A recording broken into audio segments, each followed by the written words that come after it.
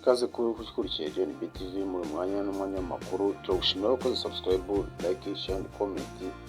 Nawe utarakora subscribe, iki nicyo gihe ngo uyikore kugira ngo ujye ubona amakuru ku gihe kandi yizewe ataramara umwanya n'ahandi wasanga atari hano kuri GNB TV.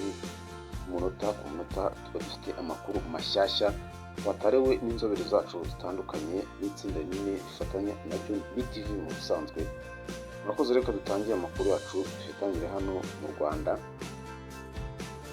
Repubulika Iharanira Demokarasi ya Kongo iyoboye ibihugu bisaba serivisi z'ibimenyetso bya gihanga birimo ADN mu Rwanda.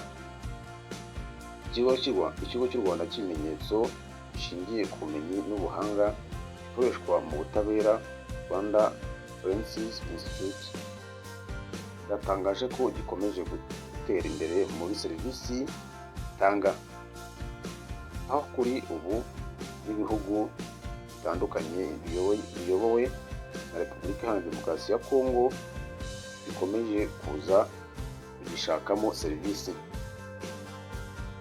Ibi ngibi RFI yabitangaje kuri uyu tariki 7/7/2023 mu kiganiro cyari kigamije kwereka igitangazamakuru ko cyahindutse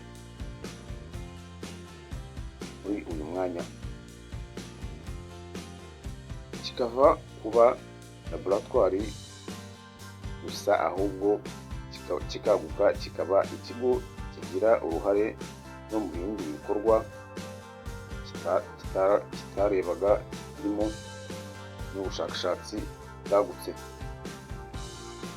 Byibuze kuva mu mwaka w'ingengo y'imari wa 2028 na 2019 kugera mu mwaka wa 2022 kugeza muri 2023, iki kigo cyafashije gukemura ibibazo bishingiye kuri ibyo bimenyetso bya gihanga bigera kuri 36.363. Umuyobozi mukuru wa RFI Dr. Charles Karangwa yatangaje ko ibyo bibazo byose byinshi byari bifitanye isano n'ibyaha. Neza kandi ko iyo mibare ikubiyemo n'ibibazo bakemuye mu bihugu bitandukanye biyobowe na Repubulika Iharanira Demokarasi ya Kongo, cyane ko ariyo ifite abaturage baza gushaka izi serivisi cyane kurusha ibindi. Ati nibo baza ari benshi, barimo abava mu mujyi wa Bukavu na Goma. Serivisi za mbere baza bashaka ni iz'amaso, bafitanye n'abana babo ADN, gusuzumisha inyandiko mpimbano n'amakuru y'ikoranabuhanga, aho mudasobwa cyangwa telefone zabo zipfa bagatakaza amakuru, hanyuma bakaza tukabafasha kuyagarura. Yavuze ko Repubulika Iharanira Demokarasi ya Kongo n'ibindi bihugu by'ibituranyi byose biza gushaka izo serivisi mu Rwanda, bikiyongera ibihugu bya kure nka za Cameroon, Nigeria ndetse n'ibindi, cyane ko iki kigo kimaze kugera ku kigero cya 99.99 mu gutanga amakuru ya nyayo.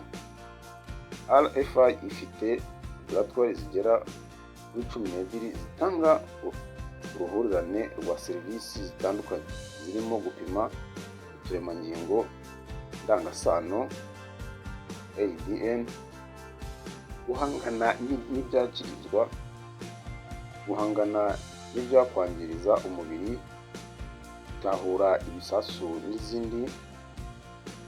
Uburyo kugeza uyu munsi iki kigo gihuza amakuru yo mu bihugu 197 byo mu isi.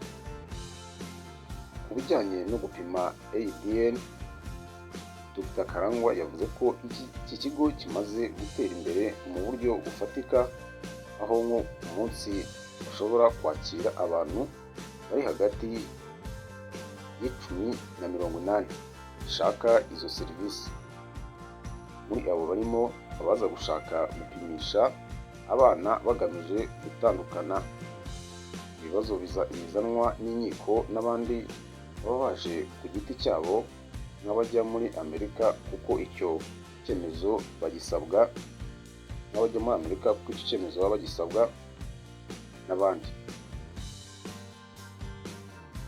Abijejwe niba guha serivisi aba baza baje gutandukana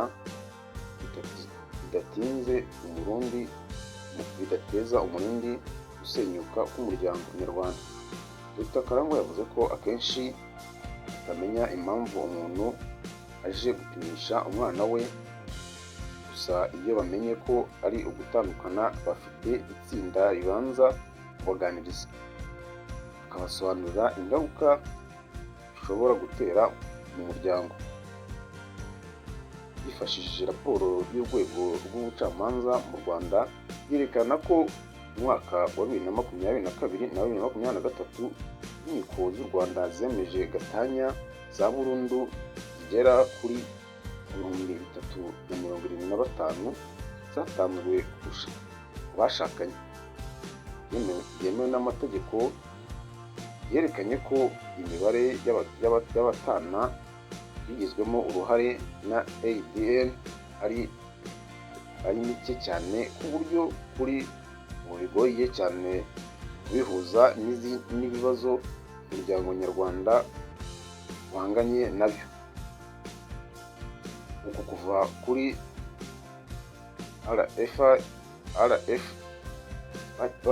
babikemura kuri RFI bisobanuye ikintu kinini cyane kuko bigiye gutuma aho iki kigo cyakoreraga haguka, ndetse bagakora n'ubushakashatsi butandukanye mu kugendana n'isi biri ku muvuduko utandukanye mu iterambere. Ati uru ni urwego rwa nyuma mu mikorere ya serivisi y'ibimenyetso by'ubumenyi n'ubuhanga bikoreshwa mu butabera. Ikindi ni uko duhabwa ubushobozi mu bushakashatsi bukemura ibibazo sosiyete ifite no kujyana n'ibihe, tugahangana n'ibyaha by'ikoranabuhanga bizamuka umunsi ku munsi. Umuyobozi mukuru muri Minisiteri y'Ubutabera ushinzwe guhuza ibikorwa by'urwego rw'ubutabera Nabahire Anastase yavuze ko RFI ibafasha kubaka ibimenyetso bidashidikanywaho bifasha inkiko yaba ababurana n'ababuranisha. Ati bifasha n'abagenzacyaha n'abashinjacyaha kwihutisha ibimenyetso byabo, n'ababurana bakajya imbere y'abacamanza nta mususu, bigatuma kandi n'abacamanza bafata ibyemezo bitabera.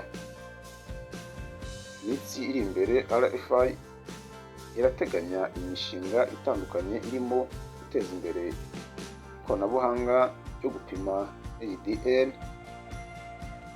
y'umwana ukiri muto, ADN zitari iz'abantu n'iz'inyamaswa n'ibimera n'ibindi. Kuri ubu igiciro ku muntu umwe ushaka gupimisha ADN ku buryo butihutirwa ni ibihumbi 89 n'amafaranga 10 y'amanyarwanda. Iki gihe ibisubizo biboneka mu minsi itarenze 7 iyo yabaye myinshi.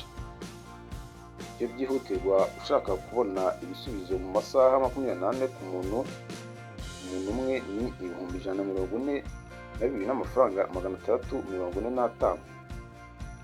Kaya rero niyo makuru twaba tubafitiye. Murakoze cyane wowe wakoze utakora subscribe, uyu ni umwanya ukora subscribe kugira ngo ujye ubona andi makuru atandukanye. Ciao ciao, murakoze.